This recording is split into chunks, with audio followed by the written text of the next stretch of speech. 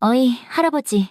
여기서 뭐 하세요? 헌병의 퉁명스러운 목소리가 이른 아침 부대 정문을 갈랐습니다. 83살 김철수 할아버지는 삐걱거리는 손수레를 끌고 와 조심스럽게 정문 앞에 섰어요. 낡은 외투 주머니에서 구깃구깃한 종이를 꺼내며 떨리는 목소리로 말했습니다. 저기, 손자 면회 좀 왔으다. 이름이 김민준인데 면회요? 어디 봅시다. 헌병이 명단을 대충 휙휙 넘기더니 피식 웃었어요. 명단에 없는데요? 예약 안 하셨어요? 분명히 했을 텐데. 한 번만 더 좀 봐주시오. 아이고, 할아버지 진짜. 여기가 무슨 동네 쉼터인 줄 아세요? 그때 다른 간부가 다가오더니 철수 할아버지를 위아래로 쓱 훑어봤습니다. 흙먼지 묻은 작업복, 구멍난 운동화, 시커먼 장갑을 보고는 대놓고 인상을 팍 찌푸렸어요. 냄새야. 할아버지, 씻고 다니셔야죠. 주변에 있던 병사들이 킥킥거리며 웃기 시작했습니다. 철수 할아버지의 얼굴이 붉어졌지만 이를 악물고 꾹 참았어요. 죄송합니다. 그런데 정말 우리 손자가... 진짜 답답하시네. 명단에 없다니까요. 혹시 노숙자세요? 여기 복직원 아닙니다. 철수 할아버지는 손수레에서 비닐봉지를 꺼냈습니다. 정성껏 싸온 감자랑 김치통이 들어있었어요. 이것만이라도 좀 전해주시오. 우리 민준이가 좋아하는... 진짜! 여기서 장사하시게요? 이거 안 치워요? 간부가 버럭 소리쳤습니다. 바로 그 순간 헌병이 철수 할아버지를 거칠게 밀쳤어요. 균형을 잃은 할아버지가 그대로 쿵! 하고 넘어지면서 김치통이 땅바닥에 나뒹굴었어요. 뻘건 김치 국물이 사방으로 튀고 정성껏 담근 김치가 흙바닥 위를 굴렀습니다. 아이고, 내 김치. 할아버지는 무릎을 꿇고 김치를 하나하나 주섬주섬 주워 담았습니다. 떨리는 손으로 흙을 털어내면서도 차마 버리진 못했어요. 손주에게 주려고 새벽부터 정성껏 준비한 것이었거든요. 어머, 저것 좀 봐. 진짜 지저분하다. 지나가던 여자 간부가 동료에게 소곤거렸어요. 폐지 줍는 노인인 줄 알았네. 요즘 부대 앞에서 저런 분들 많다니까. 아닙니다. 저는 정말 손자가... 철수 할아버지가 일어서며 간절하게 말했지만 아무도 들으려 하지 않았습니다. 한 장교가 지나가며 부하에게 툭 던지듯 말했어요. 야, 저런 분들 관리 좀 해라. 부대 이미지 나빠지잖아. 알겠습니다. 할아버지, PX 앞 의자에도 앉으시면 안 됩니다. 다른 분들 앉는 자리예요. 철수 할아버지는 마지막 희망으로 주머니에서 낡은 핸드폰을 꺼냈습니다. 제발, 전화 한 통만 하게 해주시오. 확인해보면, 진짜 끈질기네. 거지가 전화는 무슨 전화예요? 거지 아닙니다. 철수 할아버지의 목소리가 가늘게 떨렸어요. 나는, 하지만 아무도 들어주지 않았습니다. 오히려 더 큰 소리로 야단쳤어요. 빨리 안 나가세요. 경찰에 신고하기 전에. 결국 철수 할아버지는 힘없이 손수레를 끌고 부대 담장 아래 그늘진 곳으로 향했습니다. 그곳에 쪼그리고 앉아 떨리는 손으로 핸드폰을 꺼냈어요. 화면에는 단 하나의 번호만 저장되어 있었죠. 20년 넘게 단 한 번도 연락하지 않았던 아들의 번호였습니다. 현성아. 미안하다. 애비가 정말 면목이 없구나. 하지만 손주 민준이를 생각하니 자존심 따위는 아무것도 아니었어요. 떨리는 손가락으로 전화를 걸었습니다. 현성아, 나다. 아버지다. 이 충격적인 상황 그는 어떻게 해결했을까요? 잠시 후 누구도 상상하지 못한 엄청난 반전이 펼쳐집니다. 그 전에 구독과 좋아요 한번 꾹 눌러주시면 오늘 당신에게도 깜짝 놀랄 행운이 찾아올 거예요. 전화를 받은 김현성 장군은 회의실에서 일어나 창밖을 바라보았습니다. 삼성 장군의 어깨에 달린 별이 햇빛에 반짝였지만 그의 표정은 어둡기만 했어요. 20년 만에 듣는 아버지의 목소리에 가슴 한 구석이 쿵 하고 내려앉는 것 같았습니다. 아버지, 지금 어디 계십니까? 37사단. 정문 앞이다. 민준이 면회 왔는데. 아버지의 목소리는 힘없이 떨리고 있었죠. 현성은 깊게 한숨을 쉬었습니다. 민준이, 그 이름을 들을 때마다 가슴이 저며왔어요. 젊은 시절 사랑했던 여인 서영과의 사이에서 태어난 아이. 하지만 출세를 위해 그는 두 사람을 버리고 매정하게 돌아섰습니다. 스스로가 너무나 원망스러웠죠. 서연이 병으로 세상을 떠난 후 아버지 철수 할아버지가 손자를 혼자 키워왔다는 걸 알고 있었지만 차마 연락할 용기가 나지 않았습니다. 아버지, 20분만 거기서 기다려주십시오. 제가 지금 바로 가겠습니다. 현성은 곧바로 헬기 출동을 지시했습니다. 부관이 깜짝 놀라며 물었어요. 장군님, 갑자기 어디로 가시는 겁니까? 37사단이다. 아주 긴급한 사안이야.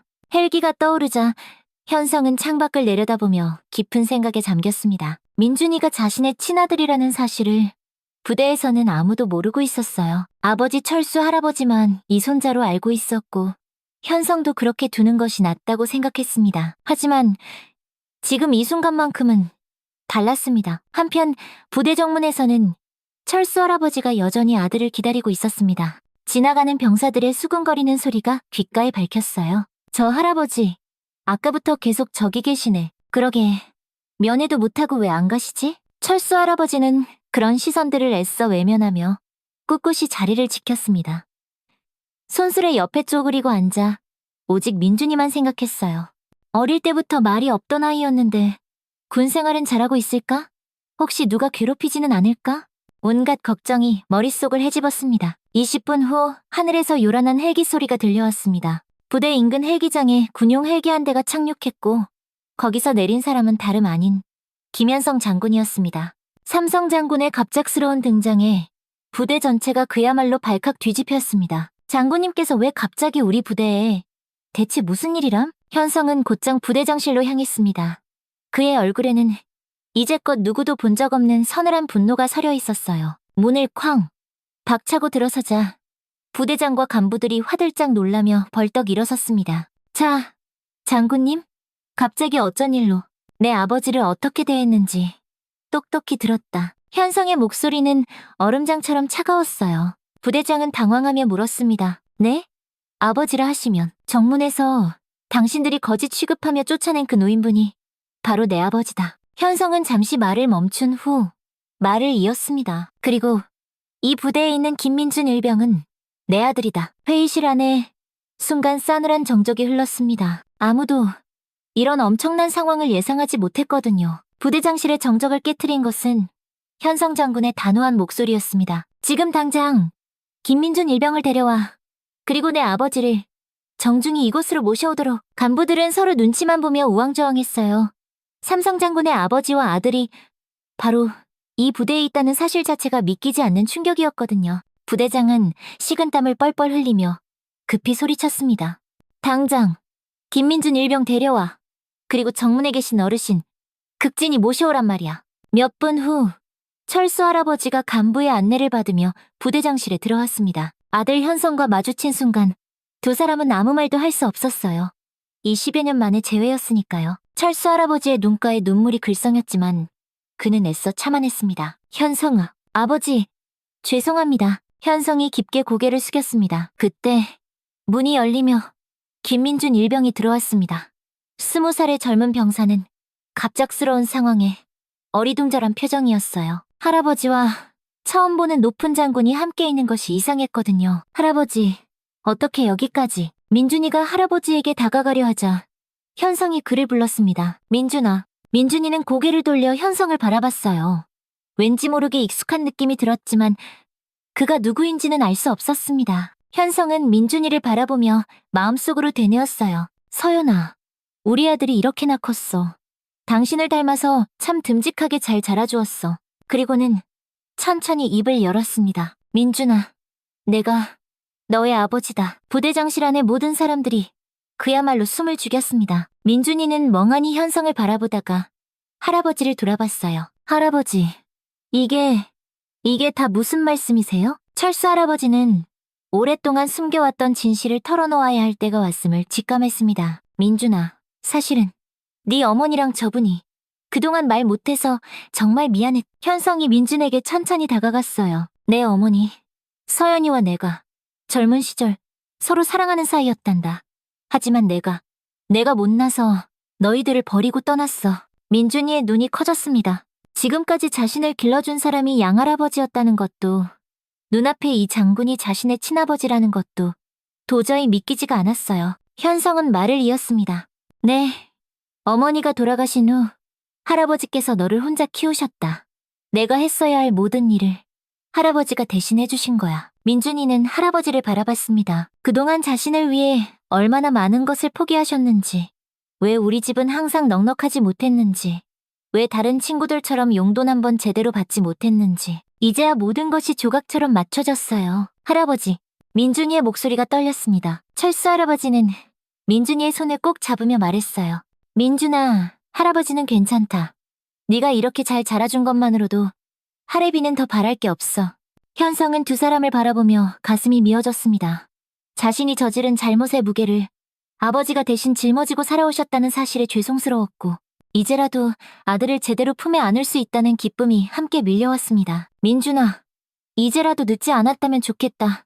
아버지가 너에게 해주지 못했던 모든 것들을. 그때 부대장이 조심스럽게 끼어들었어요. 장군님, 혹시 이 사실이 외부에 알려지기라도 한다면. 현성의 표정이 순간 굳어졌습니다. 군에서는 사적인 감정이 개입되는 것을 극도로 꺼리거든요. 특히 이런 개인사가 알려지면 온갖 구설에 오를 수 있었습니다. 현성의 우려는 곧 현실이 되었습니다. 부대 내에서는 이미 소문이 삽시간에 퍼져나가고 있었거든요. 삼성 장군이 갑자기 헬기를 타고 와서는 한 병사를 찾았는데 글쎄, 그 병사가 장군의 숨겨진 아들이라는 충격적인 이야기 말입니다. 이야, 대박. 김민준계가 진짜 장군 아들이라고? 헐. 그럼 우리가 그동안 괜히 건드렸나? 병사들 사이에서 소곤소곤 수군거림이 퍼져나갔습니다. 사실 민준이는 부대에서 그리 좋은 대우를 받지 못했습니다. 말이 없고 내성적인 성격 탓에 자주 구박을 받았거든요. 특히 일부 고참 병사들은 민준이를 할아버지가 키운 애라며 무시하곤 했습니다. 한편 부대장실에서는 여전히 무거운 긴장감이 흘렀습니다. 부대장이 조심스럽게 말을 꺼냈어요. 장군님, 이 일이 만약 위로 보고되면 보고해야 할 것은 당연히 보고하십시오. 현성의 목소리는 단호했습니다. 하지만 그 전에 확실히 해둘 것이 있습니다. 현성은 민준이를 바라보며 물었습니다. 민준아, 여기서 생활하는 건 어떠니? 힘든 일은 없고? 민준이는 잠시 망설이다가 고개를 저었어요. 괜찮습니다. 하지만 철수 할아버지는 달랐습니다. 손자의 표정에서 무언가 숨기고 있다는 것이 느껴졌거든요. 민준아, 할애비한테는 솔직히 말해봐. 누가 너 괴롭히는 놈은 없었고? 민준이는 여전히 고개를 저었지만 할아버지의 눈에는 민준이의 왼쪽 팔에 시퍼렇게 자리 잡은 멍자국이 보였습니다. 물론 훈련 중에 다칠 수도 있는 상처였지만 할아버지의 육감은 그게 아니라고 말하고 있었어요. 그때 부대장의 휴대폰이 요란하게 울렸습니다. 군단장에게서 온 전화였어요. 예, 군단장님. 네? 지금 당장 이쪽으로 오신다고요? 부대장의 안색이 새파랗게 질렸습니다. 군단장이 직접 부대를 방문한다는 건 결코 예사로운 일이 아니었거든요. 현성도 상황의 심각성을 깨달았습니다. 누군가 이미 상부에 보고했을 가능성이 높았어요. 군에서는 이런 특별한 상황을 그냥 넘어가는 법이 없으니까요. 아버지 민준아, 일단 제 숙소로 가서 기다려 주십시오. 현성이 말했어요. 현성아, 너 괜찮겠냐? 철수 할아버지가 걱정스럽게 물었습니다. 괜찮습니다. 제가 다 알아서 하겠습니다. 하지만 현성의 마음은 편치 않았어요. 군단장은 평소에도 자신을 눈엣 가시처럼 여기며 견제하려던 사람이었거든요. 이번 일을 빌미로 어떻게든 문제를 만들려 할 것이 뻔했습니다. 1시간 후 군단장이 도착했습니다. 50대 후반의 매서운 인상을 가진 그는 현성을 보자마자 날카로운 시선을 보냈어요. 김 장군, 이게 대체 무슨 소란인가? 드릴 말씀이 있습니다. 사적인 감정으로 부대 운영에 개입했다는 보고를 받았는데 사실인가? 현성은 담담하게 대답했습니다. 제 가족이 부당한 대우를 받았다면 그것을 바로잡는 것 또한 제 임무입니다. 가족? 군단장의 눈이 번뜩였어요. 그 병사가 자네 아들이라는 게 사실인가? 그렇습니다. 군단장은 혀를 차며 고개를 저었습니다. 이런 식으로 군기강을 흔들 수는 없지. 당장 서울로 올라가서 이번 사태에 대해 해명하도록 하게. 바로 그때였습니다. 부대 밖에서 시끄러운 소리가 들려왔어요. 누군가 이 상황을 외부에 알렸고 기자들이 구름대처럼 몰려온 것이었습니다. 삼성 장군 긴급 부대 방문, 숨겨진 아들 전격 공개. 이미 인터넷에는 관련 기사들이 실시간으로 올라오기 시작했어요. 심지어 부대 내부 누군가가 몰래 촬영한 동영상까지 유출된 상태였습니다.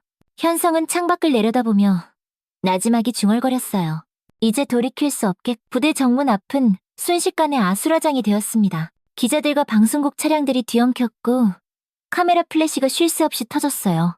이런 아수라장 속에서 철수 할아버지는 조용히 부대 뒤편으로 나와 기자들 앞에 섰습니다. 저기, 어르신, 혹시 김민준 일병의 할아버님 되십니까? 장군님의 아버님이시죠? 한 말씀만 부탁드립니다. 기자들이 벌떼처럼 몰려들었지만 철수 할아버지는 침착했어요. 80이 넘은 나이에도 정신만은 또렷했거든요. 네, 맞습니다. 내가 김민준이 할애비고 김현성 장군 애비입니다. 오늘 부대에서 정확히 무슨 일이 있었던 건가요? 철수 할아버지는 잠시 숨을 고른 후 말했습니다. 손주 녀석 얼굴 보러 면회를 왔는데 못 들어가게 합디다. 그래서 아들놈한테 전화를 했지요. 그런데 왜 면회를 거부당하신 겁니까? 글쎄요. 늙은이한테서 냄새가 난다고 거지 같다고 그러더군요. 할아버지의 목소리에는 꾹 눌러왔던 서러움이 묻어났습니다. 기자들 사이에서 술렁임이 일었어요. 삼성 장군의 아버지를 거지 취급했다는 사실이 도저히 믿기지 않았거든요. 혹시 어르신 증거가 있으신가요? 철수 할아버지는 낡은 핸드폰을 꺼내 보였습니다. 여기에 아까 그놈들 목소리가 다 녹음되어 있어. 그리고 그는 주머니에서 작은 녹음기를 하나 더 꺼냈습니다. 사실 할아버지는 오래전부터 민준이가 군대에서 겪는 일들을 남몰래 기록해왔습니다. 민준이가 가끔 집에 전화할 때마다 힘들어하는 기색을 보고 혹시 모를 상황에 대비했던 것이죠. 이 안에는 우리 민준이가 부대에서 어떤 일을 당했는지 다 들어있습니다. 한 기자가 눈을 크게 뜨며 물었습니다. 혹시 가혹행위를 당했다는 말씀이십니까? 들어보시오. 할아버지가 녹음기를 틀자 민준이의 떨리는 목소리가 흘러나왔습니다. 할아버지, 저 오늘도 맞았어요. 박상병님이 제가 말대꾸했다고. 아니, 전 아무 말도 안 했는데 또 관물대 검사에서 일부러 흠집내서 밤새 기합받게 하고 왜 저한테만 이러는지 모르겠어요. 기자들의 표정이 심각하게 굳어졌습니다. 녹음 내용은 계속 이어졌어요. 할아버지, 박상병이 또 제 물건 숨겼어요. 찾으라고 밤새 잠도 못 자게 하고. 저 정말 너무 힘들어요. 그 박상병 아버지가 아주 높은 사람이라고 자꾸 그러는데. 아, 할아버지는 걱정 마세요. 저 참을 수 있어요. 철수 할아버지의 눈에서 끝내 눈물이 흘렀습니다. 이런 걸 이놈이 혼자 다 참고 있었어요. 저한테도 자세히 말 안 하고. 기자들 사이에서 웅성거림이 터져나왔습니다. 특히 박상병 아버지가 높은 사람이라는 부분에서 모두의 눈이 번뜩였어요. 혹시 그 박상병이 누군지 아십니까? 할아버지가 고개를 저을 때 뒤에서 누군가 나지막이 말했어요. 박진철 상병입니다. 우리 부대 군단장님 조카입니다. 돌아보니 부대 내부 사정을 잘 아는 부사관 한 명이 익명을 조건으로 증언하고 나선 것이었습니다. 박진철 상병은 군단장님 조카라는 백을 내세워서 마음에 안 드는 후임들 괴롭히기로 아주 유명합니다. 특히 김민준 일병처럼 조용하고 힘없는 애들만 골라서요. 기자들의 카메라가 일제히 그에게로 향했습니다. 이제 사건은 단순한 가족 상봉 이야기가 아니라 군 내부의 추악한 권력형 가혹행위 사건으로 번지고 있었어요. 한편 부대 안에서는 군단장이 현성에게 고함을 치고 있었습니다. 김 장군, 지금 밖에 기자들이 몰려와서 난리가 났어.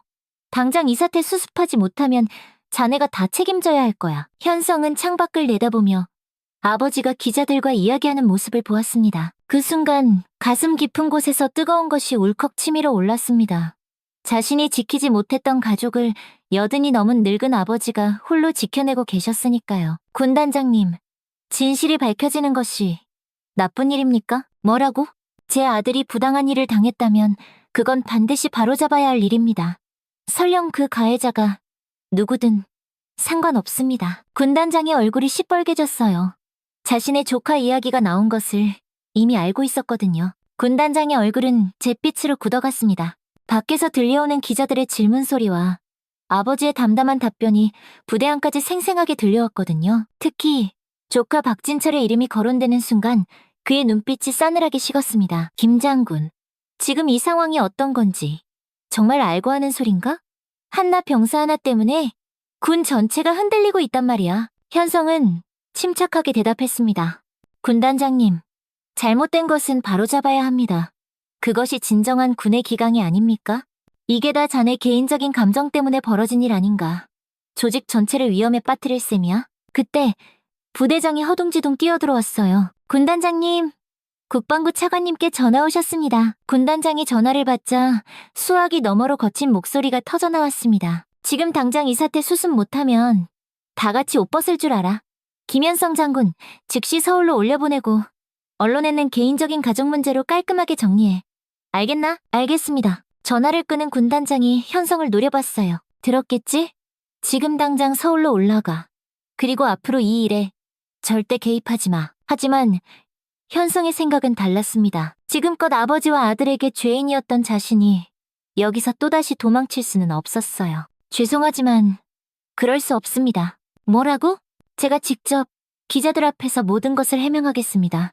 모든 진실을 제 입으로 직접 말하겠습니다. 군단장이 버럭 화를 내려던 순간 밖에서 더 큰 소란이 벌어졌습니다. 국방부 차관이 직접 부대에 도착한 것이었어요. 60대의 차관은 정치인 특유의 계산적인 표정을 지으며 군단장과 현성을 불렀습니다. 김 장군, 지금 이 사태가 얼마나 심각한지 알고 있나? 알고 있습니다. 그럼 조용히 덮고 정리하도록 해. 이런 개인적인 일로 나라 전체가 시끄러워질 순 없어. 차관의 말을 듣던 현성은 문득 깨달았습니다. 이들은 진실이 무엇인지에는 관심이 없고 오직 자신들의 체면과 권력 유지에만 관심이 있다는 것을 말이죠. 차관님, 제가 한 가지만 여쭙겠습니다. 갑자기 무슨 본이 지켜야 할 가장 중요한 가치가 무엇이라고 생각하십니까? 그야 당연히 국민을 지키는 것 아닌가? 그렇습니다. 그런데 일개 군인의 가족조차 제대로 지켜주지 못하면서 어떻게 국민을 지킨다고 말할 수 있겠습니까? 차관과 군단장이 당황하는 사이 현성은 말을 이었습니다. 제 아들은 권력자의 친척이라는 이유만으로 온갖 괴롭힘을 당했습니다. 제 아버지는 하나뿐인 손자 면회를 오셨다가 모욕을 당하고 쫓겨나셨습니다. 이것이 우리 군의 부끄러운 현실입니다. 김 장군, 지금 제정신인가? 현성은 결심을 굳혔습니다. 더 이상 침묵할 수 없었어요. 저는 지금 바로 나가서 기자들에게 모든 것을 말하겠습니다. 제 아들 민준이가 당한 일들, 제 아버지가 받으신 모욕, 그리고 이 모든 것을 덮으려는 당신들의 시도까지 전부 다 말입니다. 그러면 자네 장군 생활은 그걸로 끝이야. 상관없습니다. 현성의 목소리는 단호했어요. 저는 장군이기 이전에 한 사람의 아들이자 또 한 아이의 아버지입니다. 바로 그 순간 문이 열리며 민준이가 들어왔습니다. 밖의 소란을 듣고 걱정이 되어 달려온 것이었어요. 아버지, 민준이가 현성을 부르는 목소리가 가늘게 떨렸습니다. 현성은 민준이를 꼭 안으며 말했어요. 민준아, 아버지가 너무 늦었지. 이제라도 아버지가 널 지켜줄게. 더 이상 혼자 참지 않아도 돼. 민준이의 눈에서 뜨거운 눈물이 흘러내렸습니다. 그동안 혼자 끙끙 앓으며 견뎌왔던 모든 서러움이 한꺼번에 터져나오는 것 같았어요. 아버지, 저 정말 너무 힘들었어요. 현성은 민준이를 꼭 안은 채 차관과 군단장을 향해 말했습니다. 지금 바로 나가서 기자회견을 열겠습니다. 진실을 숨기지 않고 모든 것을 전부 밝히겠습니다. 현성은 민준이의 손을 잡고 부대 밖으로 나왔습니다. 기자들의 카메라 플래시가 일제히 터졌고 수십 개의 마이크가 그에게로 향했어요. 철수 할아버지도 어느새 손자와 아들의 곁으로 다가왔습니다. 할아버지와 아버지, 그리고 아들, 3대가 나란히 선 모습에 기자들도 잠시 숨을 죽였습니다. 기자회견을 시작하겠습니다. 현성의 목소리는 더 이상 떨리지 않았어요. 장군님, 오늘 일에 대해 해명해 주십시오. 개인적인 감정으로 군에 개입했다는 비판에 대해서는 어떻게 생각하십니까? 현성은 깊게 숨을 들이마신 후 입을 열었습니다.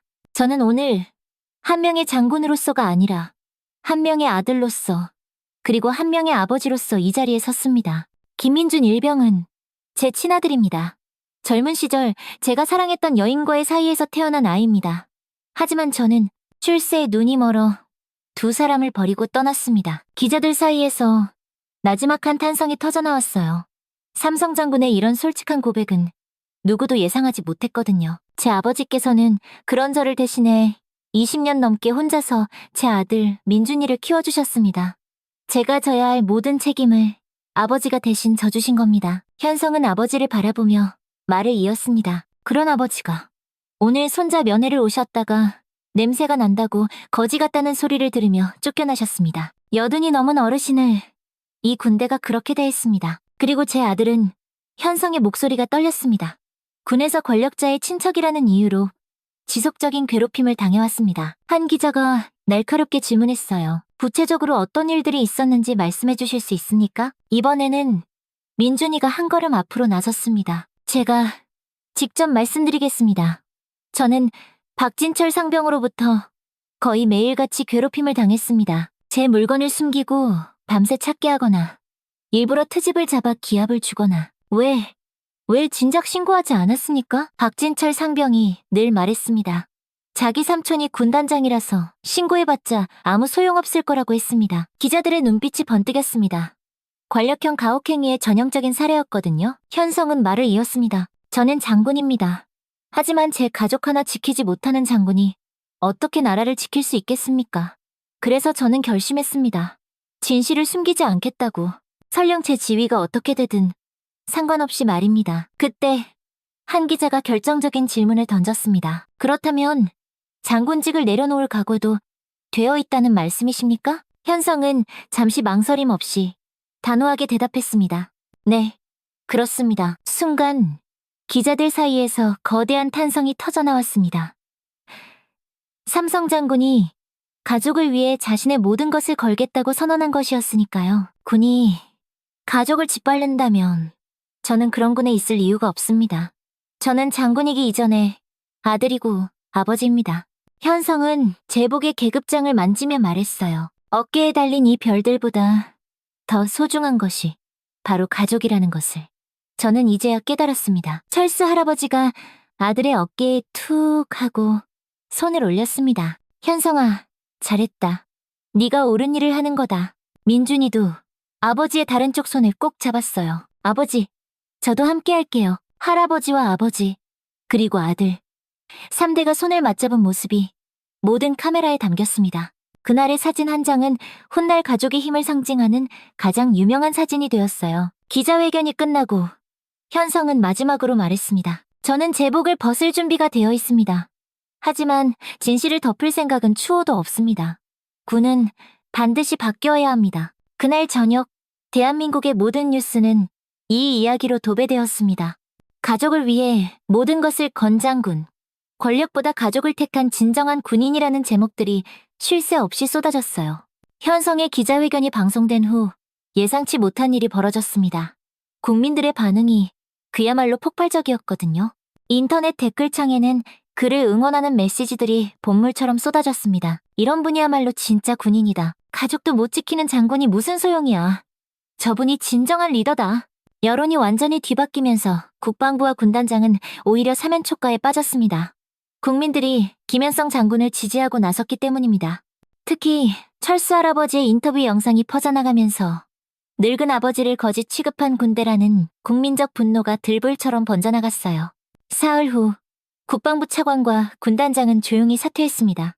박진철 상병을 비롯한 가혹행위 관련자들은 모두 엄중한 징계 처분을 받았고 부대 내 괴롭힘 문화를 뿌리 뽑기 위한 특별 조치가 시행되었습니다. 한 달 후 현성은 예상과 달리 전역하지 않았습니다. 새로 부임한 국방부 장관이 그를 직접 만나 간곡히 부탁했거든요. 김 장군, 당신처럼 용기 있는 사람이 우리 군을 바꿔야 합니다. 제발 떠나지 마시오. 민준이는 의병 제대 승인을 받았습니다. 더 이상 그 부대에 있을 이유가 없었으니까요. 하지만 민준이는 다른 선택을 했습니다. 아버지, 저 다시 군에 가고 싶습니다. 올바른 군대에서 진짜 군인이 되고 싶습니다. 현성은 그런 아들의 의지를 존중해 주었습니다. 민준이는 몇 달 후 다른 부대에서 새롭게 군 생활을 시작했어요. 이번에는 그 누구도 그를 함부로 괴롭히지 않았습니다. 철수 할아버지는 한 시민단체로부터 용기 있는 시민상을 받았습니다. 시상식에서 그는 담담하게 말했어요. 별거 아닙니다.